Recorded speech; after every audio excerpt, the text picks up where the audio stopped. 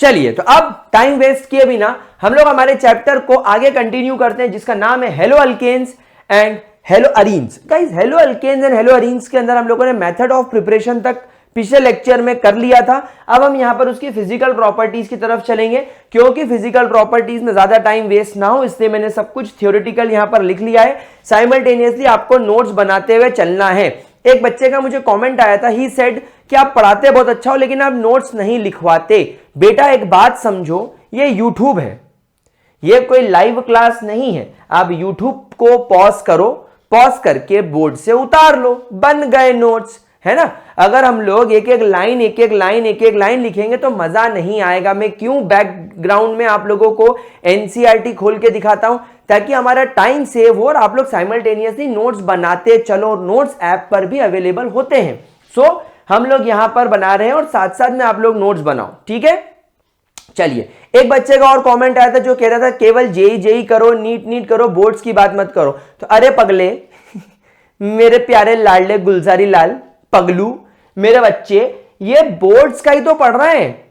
Boards का पढ़ते पढ़ते अगर 4 चीजें एक्स्ट्रा पढ़ ली तो बेटा तुम्हारा ही फायदा है। तुम्हारे बोर्ड में 90 की जगह 100 मार्क्स आ जाएंगे। अगर बुरा लग रहा हो तो चले जाओ, ही ऐसा मत करो। बोर्ड के लिए ही पढ़ रहे हैं। जेई नीट का एक्स्ट्रा जब होता है तो बता देता हूं, तो इतना ऑफेंड होने की और बुरा मानने की बात नहीं है कि बुरा मान के कोने में ऐसी दुल्हन की तरह गुस्सा होके बैठ गए। तुम लुटेरी दुल्हन हो क्या? हाँ, हॉरर मूवी की शूटिंग चल रही है, ऐसा गुस्सा मत करो। चलो आगे बढ़ते हैं, बात करते हैं about physical properties of haloalkanes and haloarenes. पहली फिजिकल प्रॉपर्टी, जितने भी आपके प्योर एल्काइल हैलाइड्स होते हैं दे ऑल आर कलरलेस। ठीक है, कोई प्रॉब्लम नहीं। लेकिन अगर मैं यहां पर बात करूं आयोडाइड्स की एंड ब्रोमाइड्स की, तो इनका खुद का भी एक कैरेक्टरिस्टिक कलर होता है। ब्रोमीन रेडिश ब्राउन कलर का होता है लिक्विड, और आयोडीन एक ग्रे कलर का, मेटालिक ग्रे कलर का सॉलिड होता है। तो जब आप इन आयोडाइड्स को, यानी जब आपका आयोडीन किसी अल्काइल हैलाइड को फॉर्मेशन करेगा, ब्रोमाइड किसी अल्काइल हैलाइड का फॉर्मेशन करेगा, तो अगर आपने इनको लाइट में एक्सपोज्ड कर दिया तो ये एक अपना कैरेक्टरिस्टिक कलर डेवलप कर लेंगे। ठीक है, नॉट अ बिग डील। तीसरा, जितने भी आपके वोलेटाइल हेलोजेंस होते हैं इनकी स्वीट स्मेल होती है। सर वोलेटाइल मतलब जो इजीली रूम टेम्परेचर पे या उससे भी कम टेम्परेचर पे ये गैशियस फॉर्म में कन्वर्ट हो जाए। तो जब ये गैशियस फॉर्म में होंगे तो इनका एक स्वीट एरोमा होगा। मतलब इनफैक्ट सबका नहीं होगा, केवल उनका जिनका वोलेटाइल नेचर होता है। ऐसे तो अल्काइल हैलाइड तो बहुत सारे टाइप के होते हैं, लेकिन उनमें से जो वोलेटाइल नेचर के होंगे केवल उनका स्वीट अरोमा होगा। अगर हम यहां पर बात करें methyl chloride, methyl bromide, ethyl chloride and chlorofluoromethanes की, अब आप यहां पर देखो इन सभी कंपाउंड के अंदर या तो एक कार्बन है या 2 कार्बन है एंड क्लोरोफ्लोरोमीथेन्स। अब देखो क्लोरोफ्लोरोमीथेन के अंदर डेफिनेटली एक कार्बन होगा, 2 हाइड्रोजन होंगे, एक फ्लोरीन जुड़ गया होगा, एक क्लोरीन जुड़ गया होगा। इसे आप क्लोरोफ्लोरोमीथेन बोल सकते हो। फिर क्लोरोफ्लोरोमीथेन की और भी वेराइटीज हो सकती हैं। यहां पर एक क्लोरीन, 2 फ्लोरीन, एक हाइड्रोजन हो सकता है। तो मीथेन से आप ये समझो कि एक कार्बन होगा, और क्लोरोफ्लोरो से समझो कि इसके अंदर क्लोरीन और फ्लोरीन होंगे। तो ये अलग अलग टाइप के कुछ कुछ कंपाउंड्स हो सकते हैं। आप ऐसा इसको याद रखना, टू बी वेरी प्रिसाइज हमें केवल क्लोरोफ्लोरोमीथेन याद रखना है। तो methyl chloride, methyl bromide, ethyl chloride, chlorofluoromethanes, they all are gases at room temperature, while जो हायर मेंबर्स होते हैं दे आर लिक्विड और सॉलिड। देखो एक छोटी सी बात मैं तुम्हें समझाता हूं। आपके मॉलिक्यूल का मास जितना ज्यादा होगा, आपके मॉलिक्यूल्स में जितने ज्यादा नंबर ऑफ कार्बन होंगे, उनका सरफेस एरिया उतना बढ़ेगा। ध्यान से सुनना मेरी बात को, नोट करते चलना अगर नोट करने की इच्छा हो तो। जैसे जैसे तुम्हारे नंबर ऑफ कार्बन बढ़ेंगे सरफेस एरिया बढ़ेगा। सरफेस एरिया बढ़ेगा तो vendor wall force of attraction बढ़ेगा, इंटरमॉलिक्यूलर फोर्स ऑफ अट्रैक्शन बढ़ेगा। उससे आपकी फिजिकल स्टेट लिक्विड या सॉलिड हो सकती है। फॉर एग्जाम्पल मेरे पास में ये 2 पेन है, ये 2 पेन और एक पेंसिल है। अभी देखो ये लंबे लंबे हैं, तो क्या होगा जब ये एक के ऊपर एक आएंगे तो इनके पास में आप देखो पॉसिबिलिटीज कितनी है।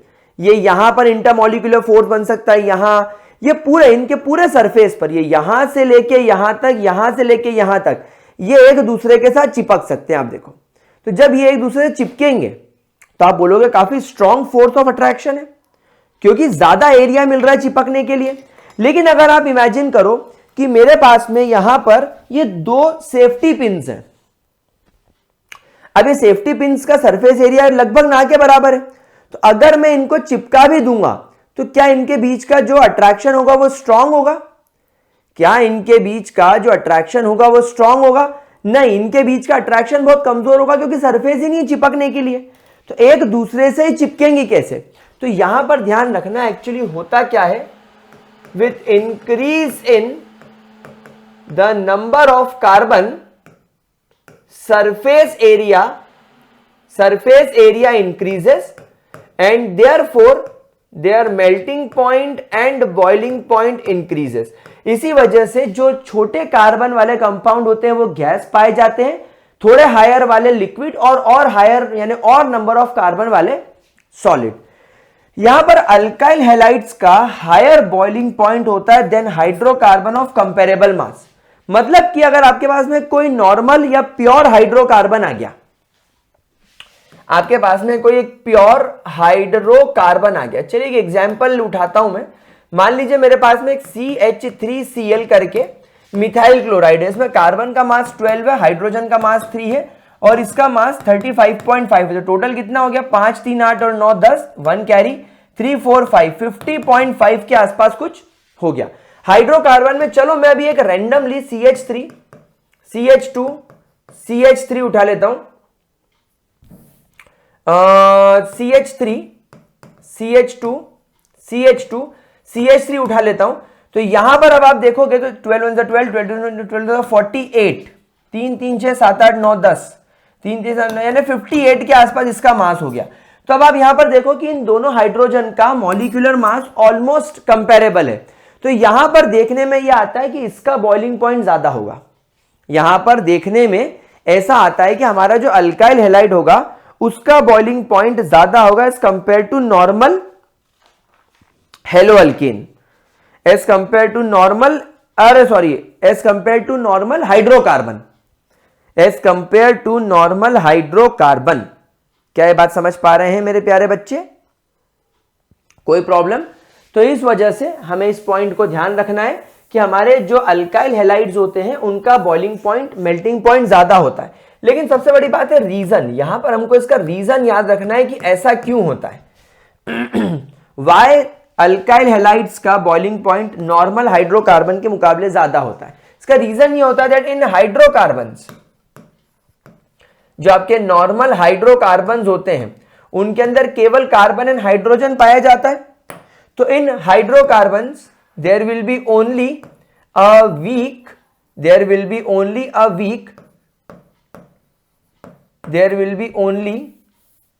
या ऐसा लिखेंगे इन हाइड्रोकार्बन लंडन फोर्सेस जिसके ब्रैकेट में आप लोग लिखेंगे which is the weakest intermolecular forces are present. बड़ा ही कमजोर टाइप के इंटरमॉलिक्यूलर फोर्सेस प्रेजेंट होते हैं। लेकिन अगर मैं आप लोगों से एल्काइल हैलाइड्स की बात करूं, यानी अगर मैं आप लोगों से RX की बात करूं, तो आप लोग सब जानते हैं कि इनके अंदर you will observe polar bond, इनके अंदर यू ऑब्जर्व पोलैरिटी, एंड इसकी वजह से आपका R पार्शियल पॉजिटिव और हेलोजन पार्शियल नेगेटिव हो जाता है। तो जब एक R एक X के साथ, एक R एक X के साथ, एक R एक X के साथ जब जुड़ता है तो partial positive partial negative, partial positive partial negative, partial positive partial negative, इनके बीच में एक पार्शियल नेगेटिव पार्शियल पॉजिटिव के बीच में एक फोर्स ऑफ अट्रैक्शन जनरेट हो जाता है, जिसको हम लोग क्या बोलते हैं? Dipole forces. एक डायपोल इंटरैक्शन डेवलप हो जाता है, एक डायपोल इंटरैक्शन डेवलप हो जाता है which is comparatively very strong. तो इसीलिए अल्काइल हैलाइड्स के अंदर स्ट्रॉन्ग इंटरमॉलिक्यूलर फोर्स होता है, यानी एक मॉलिक्यूल ने दूसरे मॉलिक्यूल को, दूसरे ने तीसरे को, तीसरे ने चौथे को, चौथे ने पांचवे को ऐसे अट्रैक्ट कर रखा है और स्ट्रांगली बाइंड कर रखा है। इस वजह से इनके बीच का फोर्स ऑफ अट्रैक्शन स्ट्रांग हो गया। तो ये जब ज्यादा चिपक के रहेंगे तो इनको मेल्ट करना, बॉइल करना मुश्किल है। लेकिन हाइड्रोकार्बन में वीक फोर्स होते हैं, जरा सा टेम्परेचर दोगे फटाक से गैस में कन्वर्ट हो जाएगा, झटाक से लिक्विड में कन्वर्ट हो जाएगा। आगे बढ़ने से पहले एक छोटा सा अपडेट गाइज, वो लोग जो अनअकैडमी पर एनटीएससी पढ़ना चाहते हैं इन द कैटेगरी फाउंडेशंस, वो अनअकैडमी डाउनलोड करके एक नया बैच अभी ज्वाइन कर सकते हैं जो कि मेंटल एबिलिटी टेस्ट का है। इसमें हर्षदीप कथुरिया एंड किशन जायसवाल पढ़ाएंगे आप लोगों को मैथ। इनकी क्लासेस का टाइमिंग आप लोगों को स्क्रीन पर दिख रहा है। इस बैच का लिंक डिस्क्रिप्शन बॉक्स में डाल रखा है, आप जाकर इस कोर्स को एक बार जरूर चेकआउट करें। इफ यू फील तो आप अनअकैडमी को ज्वाइन कर सकते हैं। यहां पर अगर हम लोग बात करें बॉइलिंग पॉइंट की, तो आप देखो अल्काइल आयोडाइड का बॉइलिंग पॉइंट सबसे ज्यादा है, फिर उससे कम अल्काइल ब्रोमाइड का, फिर उससे कम अल्काइल क्लोराइड का, सबसे कम अल्काइल फ्लोराइड का। क्यों?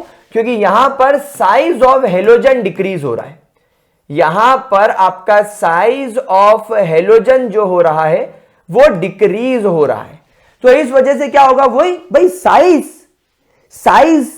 साइज बढ़ा तो सरफेस एरिया बढ़ा, सरफेस एरिया बढ़ा तो there is more intermolecular force of attraction, more intermolecular force of attraction तो मोर बॉइलिंग पॉइंट। तो यहां पर ध्यान रखना, अगर आपका साइज बढ़ेगा तो साइज के बढ़ने से आपका सरफेस एरिया बढ़ेगा, सरफेस एरिया के बढ़ने से you will get more intermolecular forces, intermolecular force of attraction बढ़ेगा एंड इस वजह से तुम्हारा बॉइलिंग पॉइंट भी बढ़ेगा। इस बात को ध्यान रखना। अच्छा, यहां पर अब आप खुद देखो अगले एग्जांपल में, ये मिथाइल हेलाइड है, मतलब अब इन तीनों कंपाउंड के अंदर लेड से हेलोजन सेम है। इसमें अगर X को मैं क्लोरीन मानूं, इसके X को भी क्लोरीन मानूं और इसके X को भी क्लोरीन मानूं, तो इन तीनों का X क्लोरीन है। लेकिन अब इन तीनों कंपाउंड में चेंज क्या है, अल्काइल ग्रुप। पहले में मिथाइल, दूसरे में इथाइल, तीसरे में प्रोपाइल। अब यहां पर बॉइलिंग पॉइंट किसका ज्यादा होगा, क्लियरली दिख रहा है प्रोपाइल वाले का ज्यादा होगा। क्यों? क्योंकि प्रोपाइल में नंबर ऑफ कार्बन बढ़ गए। तो यहां पर भी ध्यान रखना that as number of carbon increases in alkyl group, आपके अल्काइल ग्रुप में जैसे जैसे नंबर ऑफ कार्बन बढ़ेंगे वैसे वैसे you will observe increase in surface area. Surface area के बढ़ने की वजह से you will observe increase in intermolecular forces and intermolecular forces के बढ़ने की वजह से भी आपका बॉइलिंग पॉइंट बढ़ेगा। क्या ये बात समझ में आ रही है guys? Very important point, board exams हो या तुम्हारा जेई नीट हो, इन पर कभी उठ के कभी क्वेश्चन आ गया कल से, तो हमें क्वेश्चन बनाते आना चाहिए। हमें जो क्वेश्चंस हैं वो बनाते आने चाहिए। किसका रिफ्लेक्शन आ रहा है यार? क्या अब हटा रिफ्लेक्शन? हाँ, हट गया। ओके, अब रिफ्लेक्शन नहीं आ रहा। चलिए, सुपर। हाँ, तो आपको ये बात समझ में आ गई। अच्छा, 8th point, as branching increases in an isomer boiling point decreases. देखो, मैं आपको इसका एग्जांपल, ब्रांचिंग का एग्जांपल कहां लिख के बताऊं? चलो यहां लिख के बताता हूं। मान लीजिए मेरे पास में पेंटेन है, CH3 CH2 CH2 CH2 CH3, ये है मेरा N पेंटेन, ये है मेरा N पेंटेन। तो लोग बोलते हैं N पेंटेन का बॉइलिंग पॉइंट सबसे ज्यादा होगा भैया। लोग बोलते हैं N पेंटेन का बॉइलिंग पॉइंट सबसे ज्यादा होगा। अच्छा, अब क्योंकि यहां पर मैं पेंटेन की बात नहीं कर रहा हूं, क्योंकि मैं यहां पर अल्काइल हैलाइड की बात कर रहा हूं, तो एक काम करते हैं, यहां पर अपन ब्रोमीन लगा लेते हैं। तो हम इसको बोलेंगे N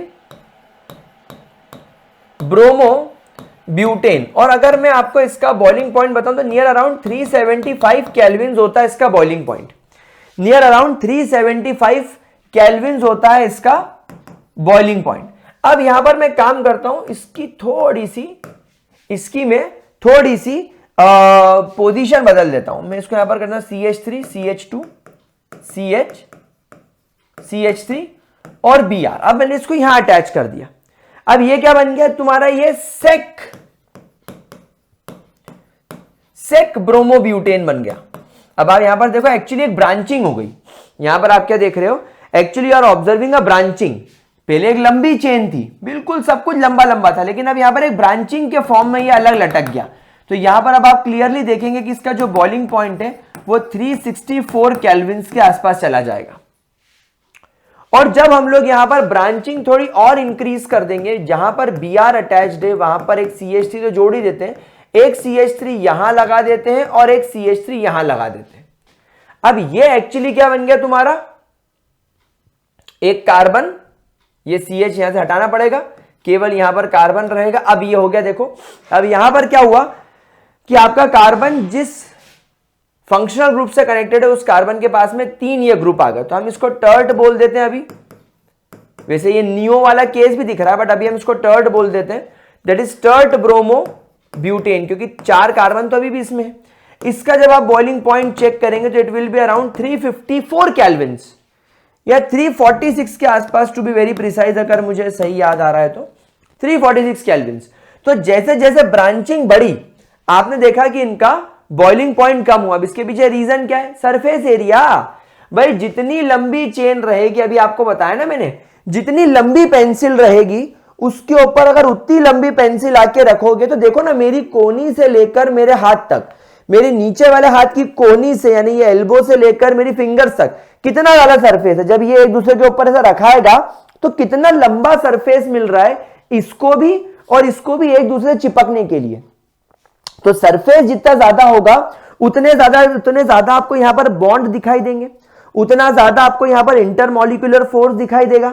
लेकिन अगर सरफेस ही छोटी हो गई, मतलब मेरी एक उंगली को दूसरे उंगली से अगर मैं इसे जोड़ूंगा तो मेरी, क्योंकि उंगली छोटी है तो इनके बीच में फोर्स ऑफ अट्रैक्शन होगा तो जरूर, लेकिन कम होगा। किसके मुकाबले? मेरे हाथ के मुकाबले, क्योंकि मेरा हाथ तो लंबा है। तो जब मेरे दोनों हाथ में इसे जोड़ूंगा तो ये टाइटली ये ज्यादा अट्रैक्शन शो करेंगे एज कंपेयर टू फिंगर। क्या है बात आप लोगों को समझ में आ रही है?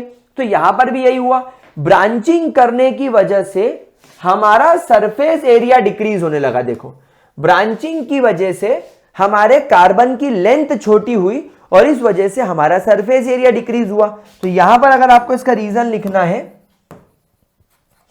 तो यहां पर आप इसका रीजन क्या लिखेंगे? That with increase in branching surface area decreases. ये साउथ अफ्रीका नहीं है वर्ल्ड कप वालों, ये surface area decreases. Surface area decrease होने की वजह से intermolecular force of attraction decrease हो जाएगा और उस वजह से इनकी स्ट्रेंथ डिक्रीज होने की वजह से इनका बॉइलिंग पॉइंट भी कम हो जाएगा। अगर लिखना चाहो तो लिख लेना, वीडियो पॉज करके लिखने की पूरी फैसिलिटी यूट्यूब ने दी है कि आप वीडियो पॉज करके लिख सकें। चलिए 9th पॉइंट की तरफ चलते हैं। आपके जो डाई हेलोबेंजीन्स होते हैं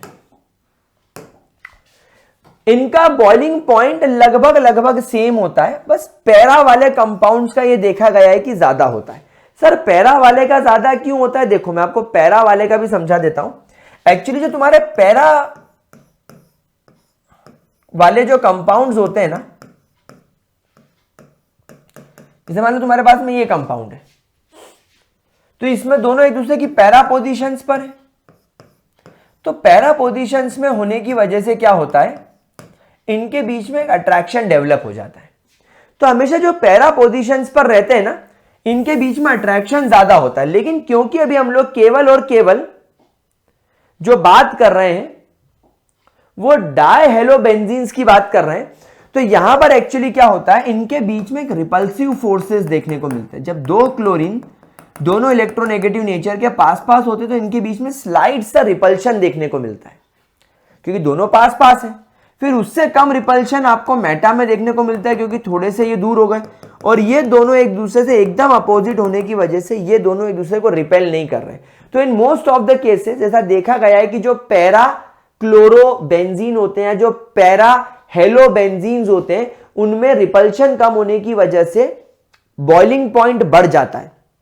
बट देखो यहां पर ऐसा कोई खास केस मेरे को दिख नहीं रहा है, ऐसा मुझे कोई खास रीजन दिख नहीं रहा है। इसीलिए हमेशा एक बात ध्यान रखना कि जो तुम्हारे डाई हेलोबेंजीन्स होते हैं इनके अंदर बॉइलिंग पॉइंट इस पर डिपेंड नहीं करता है कि कौन सी पोजीशन पर हेलोजन लगे हुए, ठीक है, ये डिपेंड करता है कि कौन से टाइप का कंपाउंड है, उसमें कितनी पोलैरिटी है। तो ये पॉइंट केवल आप लोग बोर्ड पर्पस से ध्यान रखेंगे, क्योंकि बोर्ड एग्जाम में एक बार ये क्वेश्चन आया था कि डाई हेलोबेंजीन्स में बॉइलिंग पॉइंट किसका ज्यादा देखा जाता है। तो एज पर एनसीईआरटी हम पैरा वाले को लगाकर आएंगे, we will not go with the example, क्योंकि उसी के नीचे अपने पॉइंट को कॉन्ट्राडिक्ट करते हुए उन्होंने एग्जाम्पल कुछ और दिया हुआ है नीचे, लेकिन हम लोग यहां पर डाई हेलोबेंजीन में पैरा की बात करेंगे। जैसा मैंने आपको बताया पैरा पोजीशन में सिमेट्री होती है, ये जो पैरा पोजीशन है, आप देखो इस पैरा पोजीशन में सिमेट्री बहुत अच्छी है, और जब इसके अंदर सिमेट्री बहुत अच्छी होती है ना, जब इसके अंदर सिमेट्री बहुत अच्छी होती है ना, जब आप लोग वो क्रिस्टल लेटाइस बनाते हो, लेटाइस स्ट्रक्चर जानते हैं ना, जैसे क्यूब कैसा होता है, क्यूब के 8 कोने होते हैं, उनको जोड़ो तो क्यूब बन जाता है, तो वो एक लेटाइस स्ट्रक्चर है, वो एक क्यूबिक लेटाइस है। तो वैसे लेटाइस में जब आपका मॉलिक्यूल एकदम सिमेट्रिकल होगा तो अच्छे से बैठ जाएगा, बाकी अच्छे से बैठ नहीं पाते, तो ये प्रॉपरली अरेंज नहीं हो पाते, ये प्रॉपरली अरेंज हो जाते हैं, एक मॉलिक्यूल दूसरे मॉलिक्यूल के पास, दूसरा तीसरे के पास, तीसरा चौथे के बाद, चौथे के सामने पांचवा, इसके सामने छठा, इसके सामने सातवां, इसके सामने आठवां, तो ये 8 मॉलिक्यूल प्रॉपरली अरेंज होके एक बढ़िया क्रिस्टल लेटाइस बना लेते हैं, ये लोग नहीं बना पाते। तो ऐसा सोचा जाता है कि सिमेट्रिकल होने की वजह से, because of its symmetry, it fits better into lattice, lattice में ये बेटर फिटिंग शो करता है, इसलिए इसका कंपैरेटिवली ज्यादा देखा जाता है। आप देखो मेल्टिंग पॉइंट ज्यादा है भी इसका, आप देखो इसका मेल्टिंग पॉइंट ज्यादा है भी, इसका मेल्टिंग पॉइंट ज्यादा है भी, ठीक है, ठीक है। तो हम यहां पर एक काम करें, हैव हाई मेल्टिंग पॉइंट वाला अगर सवाल आपसे कोई पूछता है तो आप एक काम करना, बोर्ड एग्जाम्स में मेल्टिंग पॉइंट पैरा वाले का ज्यादा होता है, ये लिख कर आना।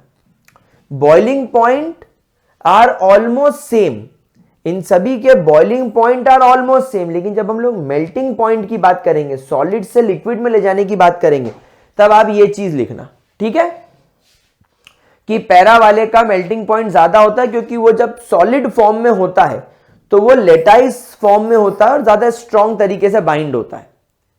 चलिए आगे बढ़ते हैं, और डेंसिटी की बात करते हैं तो guys density increases with increase in number of carbon and halogen का मास। ऑब्वियसली डेंसिटी क्या होती है, डेंसिटी होती है मास अपॉन वॉल्यूम, जितना ज्यादा मास बढ़ेगा उतना डेंसिटी बढ़ेगी। तो अगर तुम्हारे कंपाउंड में नंबर ऑफ कार्बन बढ़ रहे हैं तो नंबर ऑफ कार्बन बढ़ने का मतलब है मास बढ़ना, या अगर तुम्हारे हेलोजन का मास बढ़ाऊं, फ्लोरीन की जगह क्लोरीन लगा दूं, क्लोरीन की जगह ब्रोमीन लगा दूं, ब्रोमीन की जगह आयोडीन लगा दूं, तो आयोडीन का मास बढ़ रहा है हेलोजन में, या अगर क्लोरीन की जगह ब्रोमीन लगा दिया तो मास बढ़ रहा है, फ्लोरीन की जगह क्लोरीन लगा दिया तो मास बढ़ रहा है। तो या तो तुम हेलोजन से मास बढ़ा दो या तो नंबर ऑफ कार्बन बढ़ा दो, डेंसिटी बढ़ना ही बढ़ना है, ठीक है। Bromo iodo and polychloro derivative है higher density than water, water के मुकाबले इनकी डेंसिटी ऑब्वियस सी बात है ज्यादा ही होगी। Haloalkanes are less soluble in water, आपके जो हेलो अल्केन्स होते हैं they are less soluble in water, they all are less soluble in water. अब इसके पीछे रीजन क्या दोगे, what is the reason behind that. देखिए क्या होता है, जब हम नॉर्मल वाटर की बात करते हैं तो नॉर्मल वाटर के अंदर क्या होता है, अभी इस प्रेजेंट सिनेरियो में तुम्हारे वाटर के अंदर हाइड्रोजन बॉन्डिंग होगी, तुम्हारे वाटर के अंदर इस तरीके से इंटरमॉलिक्यूलर हाइड्रोजन बॉन्डिंग होगी, और तुम्हारे अल्काइल हैलाइड्स के अंदर इस प्रकार की डायपोल फोर्स ऑफ अट्रैक्शन होगा, इस प्रकार का डायपोल फोर्स ऑफ अट्रैक्शन होगा। अब जब ये Rx वाटर के अंदर जाएगा तो सबसे पहले Rx के बीच का बॉन्ड टूटेगा, और ये Rx जाकर अब क्या करेगा, इस वाटर के बीच के बॉन्ड को तोड़ने की कोशिश करेगा, ताकि ये Rx वाटर के साथ जाकर कुछ इस प्रकार से सेटलमेंट होने की कोशिश करे, मतलब अपने आप को हाइड्रेट करने की कोशिश करे, यानी वाटर के बीच के बॉन्ड को तोड़ा जा सके, वाटर के बीच के बॉन्ड को तोड़ा जा सके, और ये हेलोजन का पार्शियल नेगेटिव हाइड्रोजन के साथ में चिपक जाए, और अल्काइल ग्रुप का पॉजिटिव कार्बन ये वाटर के नेगेटिव पॉइंट के साथ जुड़ जाए, और ये एक दूसरे के अंदर इस प्रकार डिसॉल्व हो जाएंगे। समझ गए क्या हुआ, यानी वाटर के बीच का बॉन्ड टूटा, अल्काइल हैलाइड के बीच का ये डायपोल फोर्स टूटा, इनके बीच का हाइड्रोजन बॉन्ड टूटा, और फिर क्या हुआ, वाटर ने अल्काइल हैलाइड को, फिर अल्काइल हैलाइड ने वाटर को, इस प्रकार एक दूसरे से ये बाद में कनेक्ट हो जाएंगे और एक दूसरे के अंदर डिसॉल्व हो जाएंगे। लेकिन प्रॉब्लम क्या होती है, कि अल्काइल हैलाइड जब अपना डायपोल डायपोल फोर्स तोड़ता है तो यह फोर्स इतना ज्यादा स्ट्रांग नहीं होता, यह फोर्स इतना ज्यादा स्ट्रांग नहीं होता कि इसके टूटने पर सफिशिएंट एनर्जी रिलीज हो सके। जब यह वाटर में जाता है, वाटर में जाने के बाद जब यह फोर्स टूटेगा, वाटर में जाने के बाद जब यह फोर्स टूटेगा तो इसके फोर्स के टूटने से, इस बॉन्ड के, इस फोर्स ऑफ अट्रैक्शन के टूटने से एनर्जी निकलेगी और वो एनर्जी वाटर के बीच के हाइड्रोजन बॉन्ड को तोड़ने के लिए सफिशिएंट नहीं होती। वो एनर्जी वाटर के बीच के बॉन्ड को तोड़ने के लिए सफिशिएंट नहीं होती, इसीलिए वाटर के अंदर जो हाइड्रोजन बॉन्डिंग होती है वो टूट नहीं पाती, इसीलिए ज्यादा अमाउंट में अल्काइल हैलाइड वाटर में सॉल्यूबल नहीं होते। क्या है बात समझ में आई आपको? तो यहां पर हम लोग इसको क्या रीजन शो कर सकते हैं? हम यहां पर रीजन शो करेंगे that the energy released by the breakdown of bond लिखना चाहिए, by the breakdown of intermolecular forces between alkyl halide is not sufficient enough